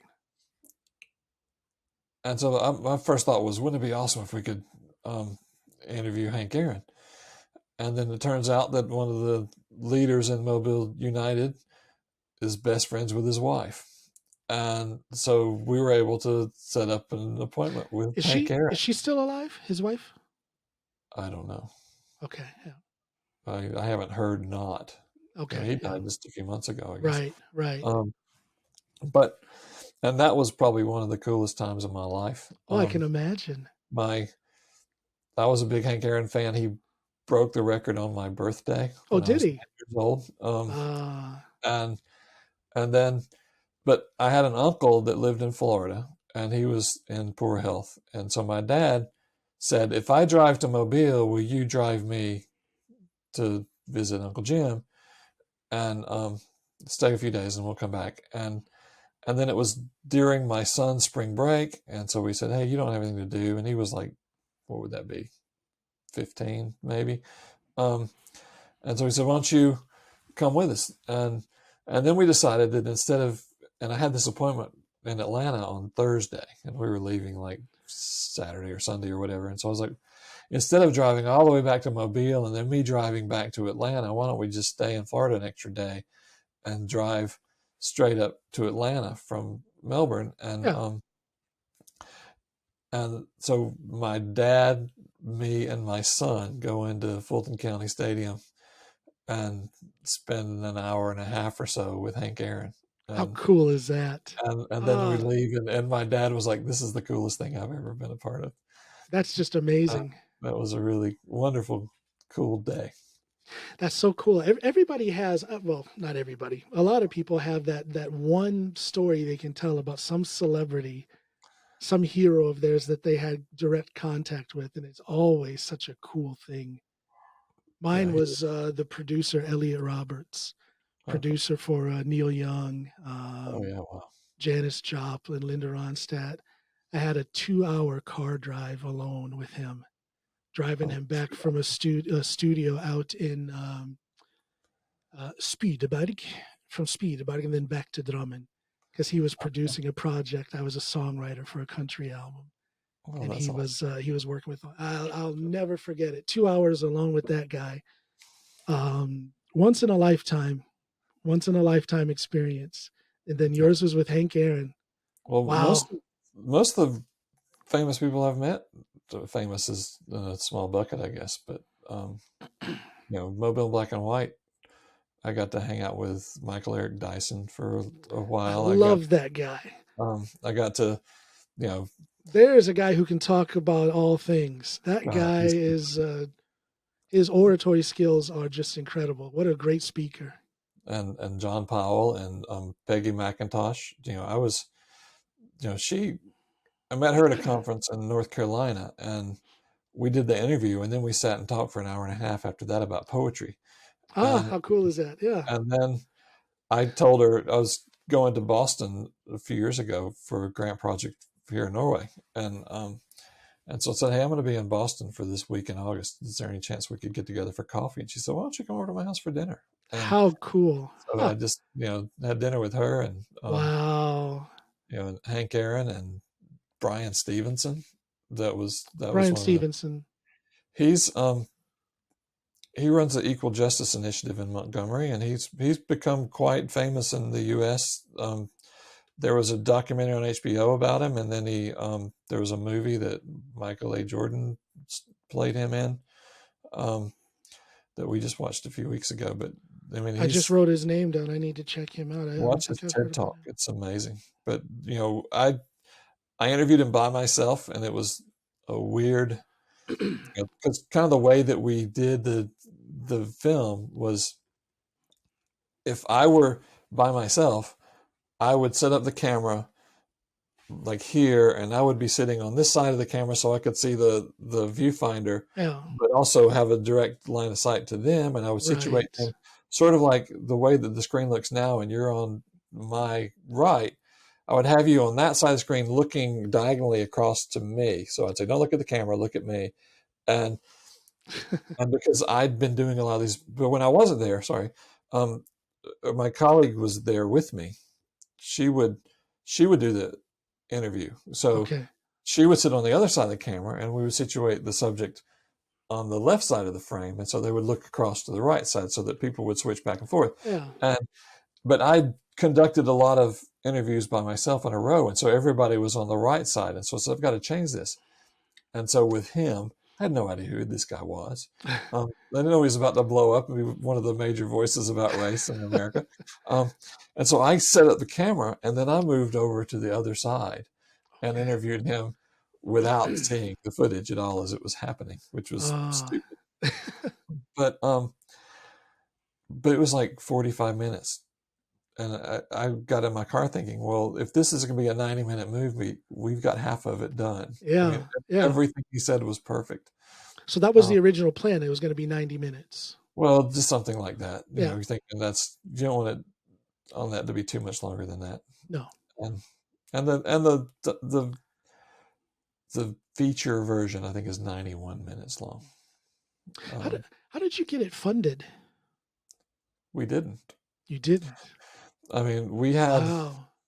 all the money that went into this was travel money. Okay. Like, I went to a conference in Chicago, and we interviewed Tim Wise and a couple of other people. And then I went to the conference. I didn't actually go to the conference. I just went to the hotel and interviewed Peggy McIntosh and somebody else. But Mobile in Black and White would give us a few $100s here and there to travel places. And Okay. my university bought us the camera, mostly for me to use in my work at the university. But the initiative to get it was because of the film. I see. But I think I got paid $750 somewhere. We got a grant after the film was pretty much finished, Right. from the county commission to do some work on it. Okay. And I think I got paid $750, and we paid a guy to help us sort of master it, who did most of his work for free, but we were able to give him a little bit of money. Yeah. So it would have been a lot better if we'd have had funding. The music is terrible because it's all open source free stuff, and Yeah. But it's not terrible. I mean, in my ear, I can hear that it's that open source. It's it's free. You can download it from wherever. But it's not terrible. I mean, it gives the proper ambiance. I could have done better as a musician. Call me next time. Call me I would next have done time. better as a musician too if I'd have had time. But I see that acoustic bass behind you there. Yeah, it's a piece of crap. But oh, I'm trying to come figure out how to get on. I'm trying to figure out how to get a bass now. I've got two at home. I didn't bring them with me, electric basses. I'm a lefty. I have one bass. It's a Carvin 5-string, and I would so much love to have a 4-string. Just get rid of that 5th string. It's just too much to worry about. But it is impossible to find a decent bass here in Norway that's left-handed. I could order one, but that scares the living daylights out of me to buy something that I can't touch and try out first. Yeah, me too. So I'm teaching a course this summer for this thing called the Bergen Summer Research School. I'm co-teaching it with two music guys. One's a very accomplished trumpet player, and the other one's a even more accomplished saxophone player and clarinet player. And it's just like I'm supposed to play with these guys. The school has asked us to play this thing. okay. So I've got to figure out how to get a better bass than this one. Yeah. You could borrow To one. play with. Borrow one for that gig. Well, I have to borrow it to practice because the stuff that I've got to be good to play with these. I used to be really good. The story I like to tell about brushing with fame, which is kind of a ridiculous disappointment when you frame it that way, is, I was in a band in college that if we had stayed together, we would have at least gotten a record deal. We probably wouldn't have gotten famous, but we'd have made a record that somebody else would have paid for. Yeah. And Yeah. and now the singer in that band is touring with Aerosmith and the Oh, Hollywood Vampires. He's the background singer and keyboard player for Aerosmith, um, and so wow. we were pretty good as Alabama rock bands go. Do you have a good voice for singing backup? But I've always said I'm I'm an average choir tenor and a world class background singer. Well, there you go. Yeah. But I'm maybe not world class, but um, yeah, Good enough for Norway. Good enough for not so Bergen. bad. I'm not a very good lead singer, but Oh man, I want to get back on the stage so bad. Oh, my main thing is writing for other artists, and it's always come to the detriment of my own solo project. I should have had an album or two out by now. All I have is 4 singles out there for my solo project because I never get around to it. I'm always writing for other people, and that whole thing about fronting my own band and being on stage, I miss it. yeah, COVID just needs to go away so I can get back on stage. I don't care about anything else. I just want to get back on stage. I've been a lead singer one time, and it was the most uncomfortable situation in my life. It was Really? Oh man, it's I love it. about 3 jobs ago. This was after Katrina because there was I worked at the UAB School of Public Health, University of Alabama, Birmingham, and after Katrina closed Tulane for several months, Yeah. some people that worked in the Tulane School of Public Health came up to Birmingham and were working with us, and their video guy was a great guitar player and a Okay. huge Zeppelin fan. Yeah. And so then I guess it was at Christmas time, the school decided to have a talent show. And one of the IT guys that was in our office played drums, um, and so we just decided we would do this band. And I was going to be the bass player, but then we found out one of the programmers was a bass player, and that we kind of got guilted into letting him be in the band. And so then I got stuck being the singer. And so we played our song for competition, and I sang, and we won, which was kind of cool. Cool. But then they wanted us to just jam, and there was a song that the other guy didn't know, and so I got his bass. And once I was playing the bass and singing, I felt a lot more comfortable. But I just felt so goofy standing up there singing. Uh, I guess if I were better looking, it would be different. But I don't have the classic lead singer. no, Um, I love being the front man. I'm so much of an extrovert when I'm on stage, whether it's for my music or for stand up. But uh, in life in general, I'm the isolated, quiet guy. I'll sit back and observe. so that's me And yeah, on I don't stage. like I don't like being the front figure off stage. Not at all. No, So I saw that bass there, and it just reminded me that you are a musician. I remember you had said that before. I think I saw a I picture of was, you online too from back in the I day. was, I was once a musician. I don't play that much Nah, anymore. it's always in the blood, man. It is. It's a Um, difference between being a practicing musician and just a musician. There's yeah, a difference, yeah. But always a musician, though. always. Yeah. So let me ask you one quick thing before we go. Are there going to be any other projects like the one you've done with Mobile in black and white? I It's don't a little know. different now. Now you're here in Norway. You've got a different perspective.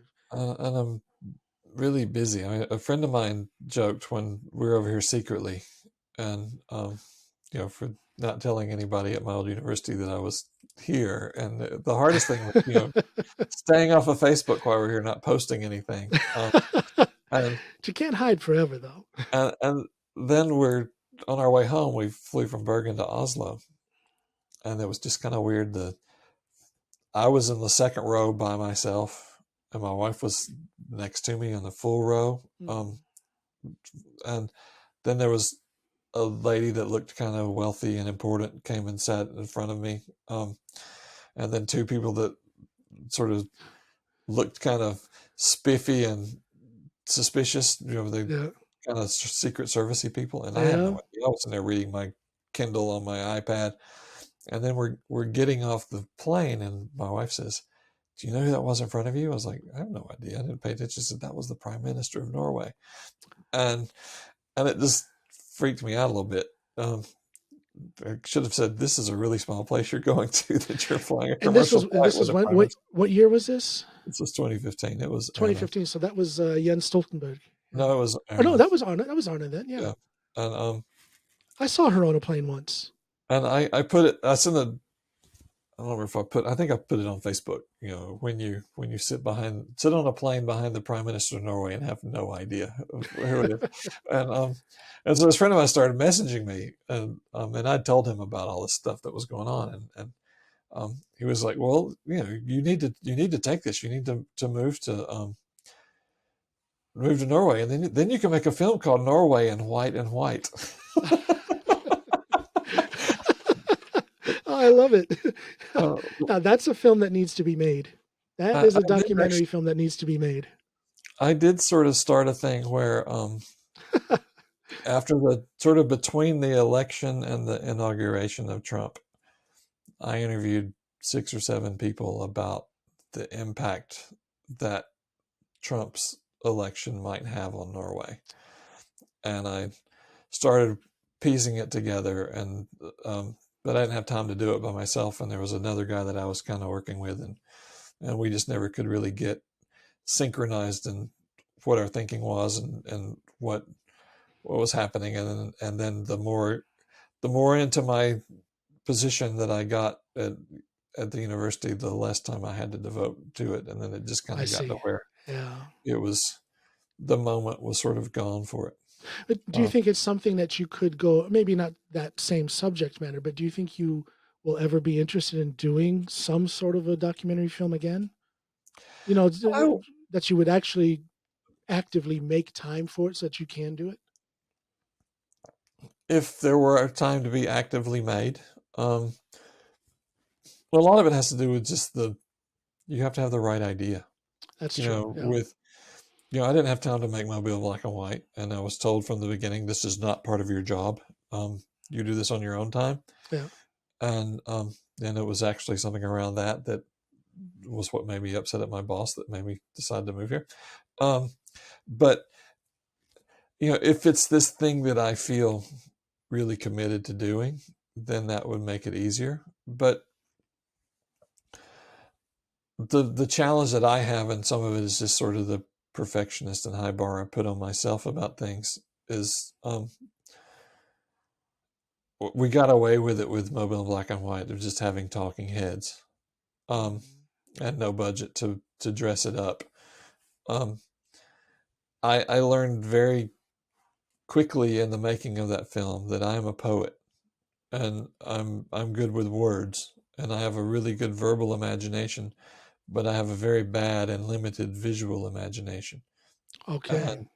And I also have a hard time moving from poet to storyteller.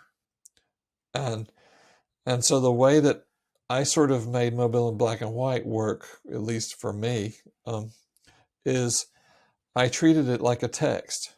And I'm sort of, you can envision it as sort of being like a poem where you have these lines that different people speak, and you sort of fit them together in a way that sort of works coherently.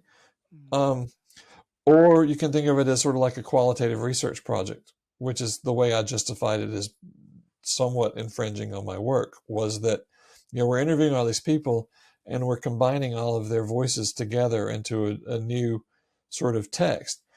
And that works in certain subjects. And, but as I did it and got sort of locked into that process, and this is the way that this film is going to be because we don't have time to do it any other way. Oh. I started learning more about how you're supposed to do documentary films and how you need to tell these individual stories. Well, we're thinking if the point of our film is to get people from thinking about racism as a structural thing rather than an individual thing, if you tell individual stories to shed light on structural issues, then it's easy for the naysayers to go, well, that's just that person's experience. Yeah, I see. And so I was sort of from the beginning against that, doing too many individual stories or focusing it too much on an individual. And then two, I was against having a narrator because then it becomes a single voice that you can assign an agenda to. Right. And so I wanted to Wow, you make put a sure lot of that thought in how it was going to be it was, presented. but it breaks every rule of documentary filmmaking. And now I got set on that path before I knew what the rules are. And now I feel guilty when I started that path with the Trump thing. I started, and this stuff is not as compelling and it's not as interesting. And people who are Norwegian were speaking in English and they weren't doing it as Yeah. naturally as, I mean, they did great, brilliant things, but it was just not as free flowing as when you have people like Michael Eric Dyson and John Powell and Brian Stevenson speaking like the same talking points they make every day. Yeah. And it, I mean, that was the hard thing about the film anyway, was once you have those voices in there, how do you get the attorney from Mobile to not sound like an idiot when they're Right. right after Exactly. them? Yeah. And that was the hardest thing, was having this great footage from all these people that you just couldn't insult them by having them follow somebody else who talks about this every day at Right. such a high level that, we could make 5 movies from the interviews we have from Mobile Black and Oh, White. wow. Well, I have to say, I think it was very well done. You say you did it kind of differently from what the rules dictate. And I think that's obvious, but I think that's a good thing. I think it was very well done. Even though I haven't seen the whole thing, and I was on the fourth, I think it was the fourth video, about halfway through. Um, is there someplace people can go to see it all in one shot to where it's not broken up? Because I went on to your YouTube page is where I linked into it, but is there another place where they can find it? Um, I can't remember. I'll have to look. There's a website, mobileandblackandwhite.org, that has a lot of stuff on it, as well. Mobileblackandwhite.org. Uh, Okay. and then there's the YouTube channel, Mobile and Black and White, and I can't remember if the feature is up there. We've always Okay. kind of kept the feature behind a password on Vimeo, but it is available on Amazon Prime. Is Um, it? Okay. uh, and that's where I've made my money off of this project. I get between $3 and $4 every month from people watching it on Amazon Prime. You sound So like a modern musician who gets 0.0001 cents off of Spotify per stream. that's my Welcome to the club. retirement plan. There you go. That's all you need in Norway. I I mean, always I made say, we $6 a have month. our place, we have our little farm up north in Finnmark on the island of Sealand. And I Okay. always say, we don't need a pension up there. We just need a fishing pole, a boat, and a pot to boil the potatoes and fish in, and we'll be fine. And a room for Rob. Huh? You got And to room have a for room Rob. for Rob. Yeah. There's always room for Rob up there. Absolutely. Listen, man, I wanna thank you for giving me so much of your time. Shouldn't you be teaching students right now? What are you talking to me for I two don't hours teach for? students. I teach professors. Excuse me, professor. Well, they're your students. You're the teacher. They're But your we don't call students. them students. That would make them feel belittled. Would that make him feel belittled? Ah, I, they I, need to I they always need call to them lighten up a professors. little bit. Well, that's a different conversation. But um, no, I should be writing things now. But Yeah. Are this you is more. coming with more poetry? Um, Not lately. I have a few No. ideas. My poetry writing has slowed down since I moved here. But Okay. what I need to do, and I have your email address. In April in America is National Poetry Month. Okay. Yeah. Um, so every April since I've lived here, I send out a poem a day, um, to almost 300 people now on email. Yes. So you're going to be on that list, and Thank you. some of them will be my poems, and some of them will be other poems. But the theme of I haven't figured out completely what I'm going to do yet, but the theme of this year's exercise will be sort of the subject matter we've been discussing most today. So there'll be a lot of poetry around politics and race. Yeah, hook me in on that thread. Send that to me. Absolutely. I used to write a lot of poetry when I was younger, high school and college years. Mostly I was trying to get girls to like me, so I was sending them poems. Didn't work.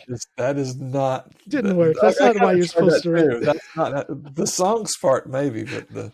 But my most of the writing I do now is songwriting, but I've always had this desire to go back into the poetry thing. We were cleaning out the garage here, middle of summer, and my wife pulled up a bunch of boxes that had some of my old paperwork from my cop days and estates and things like that. And I also found this little notebook from maybe 10th or 11th grade where I had written some poems. And it's like when I opened that up and I read it, it took me right back to those days.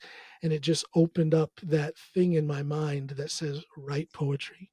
And I haven't gotten back to it, but it's always been in the back of my mind since I found that little notebook again.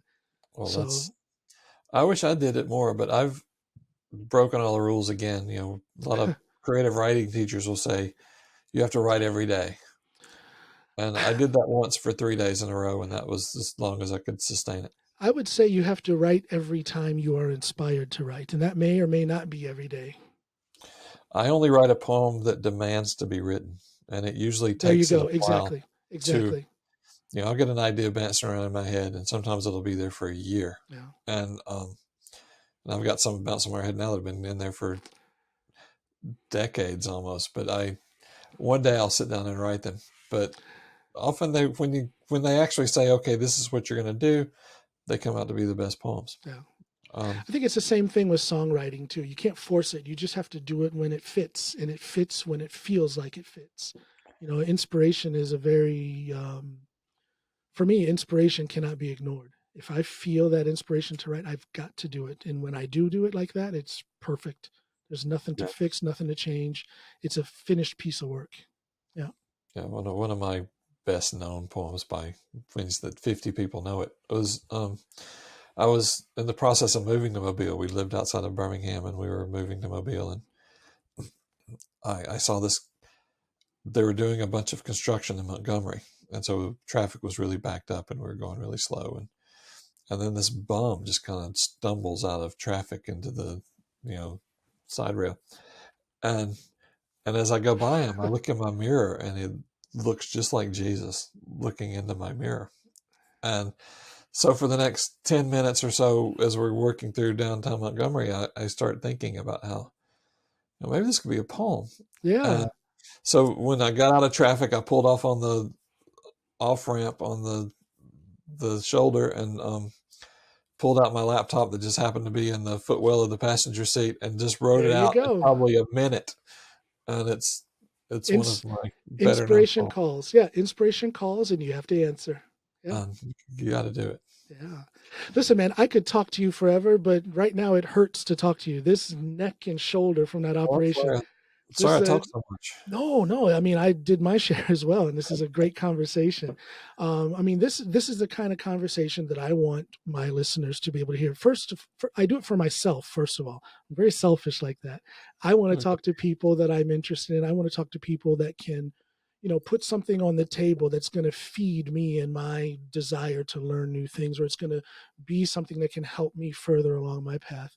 And you did that. I think that you're the perfect example of what I saw throughout the course of this past summer, namely the fact that there are, Black people are not alone. We are more united along the lines of race than we are divided. I truly believe that.